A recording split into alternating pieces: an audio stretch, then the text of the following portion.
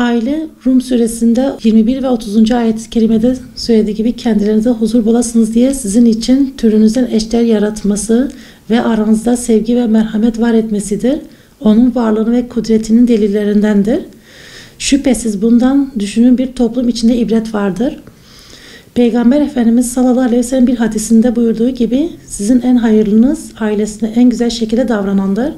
Ben aranızda en güzel davranan kişiyim. Müminlerin üzerine düşen önemli vazifeler vardır.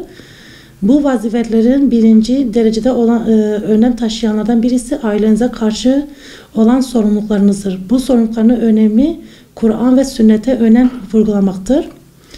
Yüce Allah varlıkların en değerlisi olan insanı erkek ve kadın olarak farklı cinsiyete dünyaya hayatına yollamıştır.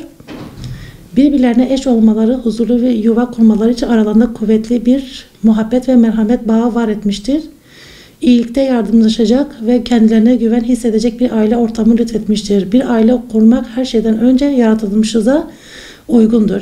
Cenab-ı Hak aranızda bekar olanları evlendirin buyurmuştur. Nedeni bizler eğer evlenmezsek bizlerin gözleri harama kaçar. Ancak özellikle son dönemlerde belli cenahların söylemlerinden sıkça ailesiz bir yaşamı idealize ettiğine şahit oluyoruz. Bununla beraber sosyal medya dizilerine çok önem gösteren insanlarımız vardır.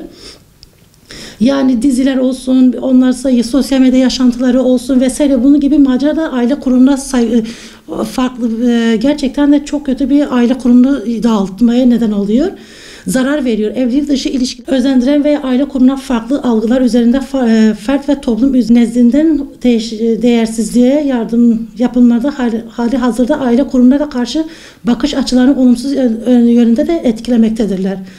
Yani oysa aile içinde yaşamak her yaşta insanın güven ve mutluluk aşılayan bir nimettir. Aile olmak sadece aynı çatı altında yaşamak değil de aynı zamanda bir vurgu idare muhtaç ve fikir birlikteliğimizin olması gerekiyor. Eşlerin birbirlerine karşı dost olması gerekiyor. İyilikle takvada da yarışmamız gerekiyor. Aile kurmanın değerini unutmayalım ki ailemize bize Rabbimizden bir emanettir. İnsan ahirete ilk önce anne ve babasına, eşine ve çoluk çocuğuna karşı da davranışlarından hesaba çekilecektir.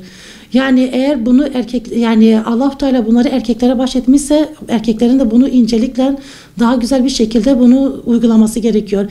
Annedir, babadır, eştir ve eşten sonra çocuktur. Bunlara daha çok güzel bir şekilde davranması gerekiyor.